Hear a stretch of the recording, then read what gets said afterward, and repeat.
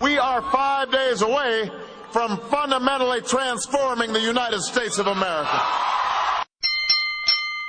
I'll make our government open and transparent so that anyone can ensure that our business is the people's business. And as president, I'm going to make it impossible for congressmen or lobbyists to slip pork barrel projects or corporate welfare into laws when no one's looking. Because when I'm president, meetings where laws are written will be more open to the public, no more secrecy. That's a commitment I make to you as president. When there's a bill that ends up on my desk as president, you, the public, will have 5 days to look online and find out what's in it before I sign it.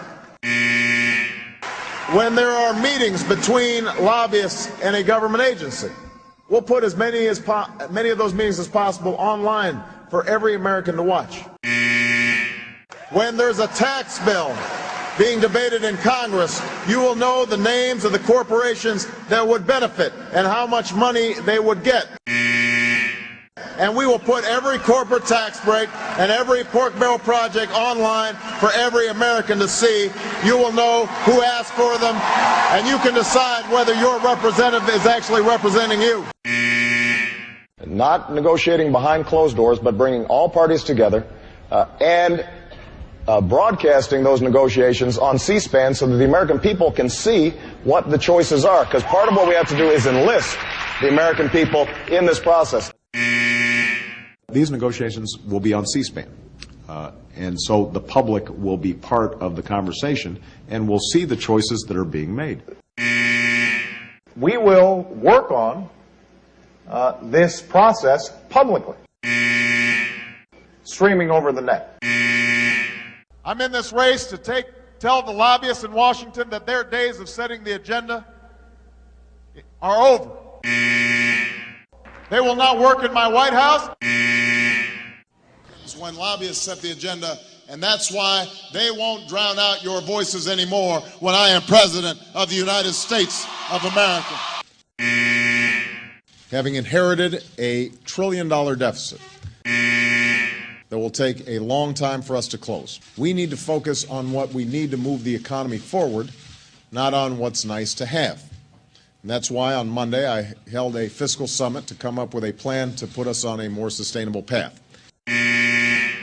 And that is why, as we develop a full budget that will come out this spring, we're going to go through our books page by page, line by line, to eliminate waste and inefficiency. We have already identified $2 trillion in deficit reductions that will help us cut our deficit in half by the end of my first term. The process whereby Guantanamo will be closed no later than 1 year from now. So let me be absolutely clear. If you are a family making less than $250,000 a year, you will not see your taxes go up. I am not an ideologue. I'm not. Pay for what we spend by the middle of the decade. If you like your doctor, you will be able to keep your doctor, period. If you've got health insurance, you like your doctor, you like your plan, you can keep your doctor, you can keep your plan. No matter what you've heard, if you like your doctor or health care plan, you can keep it. For the first time in more than a decade, imports accounted for less than half of what we consumed. Job growth was the weakest of any economic expansion between 2001 and 2008 since World War II. I don't want to run auto companies. I don't want to run banks. I think we can get a lot of work done fast. When I met with the governors, all of them have projects that are shovel-ready. Shovel-ready was not as shovel-ready as we expected. I would convene a continuous advisory meeting with not just Democrats but Republicans, specifically on national security issues, because there is a long tradition that our differences in foreign policy should end at the water's edge. But I do want to make this point, and I think it's important. On the one hand, the majority has to be inclusive. Mark my words, it will not be 6 months before the world tests Barack Obama like they did John Kennedy. I'm going to spend some money on the key issues that we've got to work on. You may have seen your health care premiums go up. We've got to reform health care to help you and your budget. We are going to have to deal with energy because we can't keep on borrowing from the Chinese and sending money to Saudi Arabia.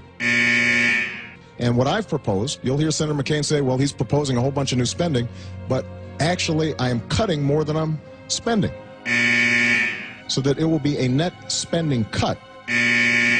The key is whether or not we've got priorities that are working for you as opposed to those who've been dictating policy in Washington lately, and that's mostly lobbyists and special interests. We've got to put an end to that. My administration has a job to do as well, and that job is to get this economy back on its feet.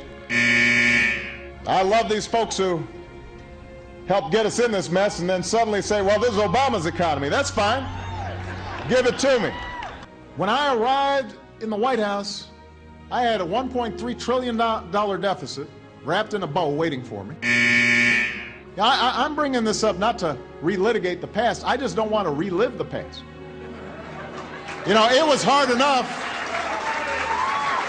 It's been hard enough trying to rescue this economy the first time. I don't want to have to do it a second time.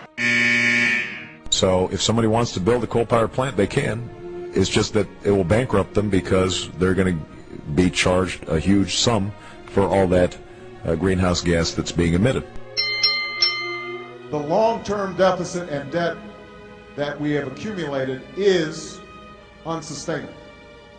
We can't keep on just borrowing from China or borrowing from other countries. Businesses will be less likely to invest and open shop in a country that seems unwilling or unable to balance its books. And if our creditors start worrying that we may be unable to pay back our debts, that could drive up interest rates for everybody who borrows money, making it harder for businesses to expand and hire or families to take out a mortgage.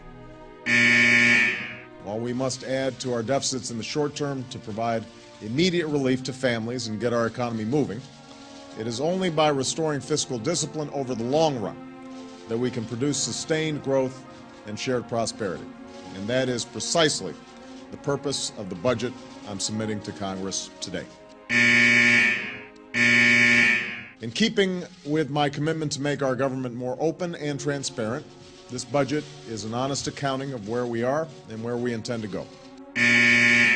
Just as a family has to make hard choices about where to spend and where to save, so do we, as a government. I've got two daughters, 9 years old and 6 years old. I'm going to teach them, first of all, about values and morals. But if they make a mistake, I don't want them punished with a baby. So I've been a little amused over the last couple of days where people have been having these rallies about taxes. You would think they would be saying thank you. Start a new program? Go ahead. But you've got to cut another one to pay for it. That's how we'll make sure we're spending your money wisely. And our efforts to prevent a second depression have added another $1 trillion to our national debt. That, too, is a fact. I am a believer in knowing what you're doing when you apply for a job. And I think that if I were to seriously consider running on a national ticket, I would essentially have to start now before having served a day in the Senate. Now, there's some people who might be comfortable doing that, but I'm not one of those people.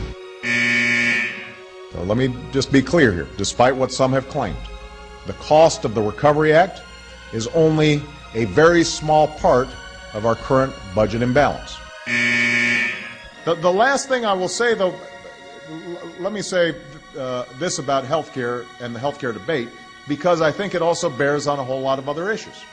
If you look at the package that we've presented, and there's some stray cats and dogs that got in there that we were eliminating. We were in the process of eliminating. For example, we said from the start that it was going to be important for us to be consistent in saying to people, if you want to keep the health insurance you got, you can keep it. That you're not going to have anybody getting in between you and your doctor in your decision making. And I think that some of the provisions that got snuck in might have violated that pledge. And so we're in the process of scrubbing this and making sure that it's tight. Of the 3.5 million jobs that will be created and saved over the next 2 years as a result of this recovery plan, 400,000 will be jobs rebuilding our crumbling roads, bridges, and schools, repairing our faulty levees and dams, connecting nearly every American to broadband, and upgrading the buses and trains that commuters take every day. The question is, how are we going to make sure that people are getting back to work? Jobs must be our #1 focus in 2010. As president, that's my commitment to you, to do everything I can to make sure our economy is growing, creating jobs, and strengthening our middle class. Not a day goes by that I'm not focused on your jobs. I'll continue also to fight for what the American people care most about: new jobs, higher wages, and faster economic growth. We are 5 days away from fundamentally transforming the United States of America.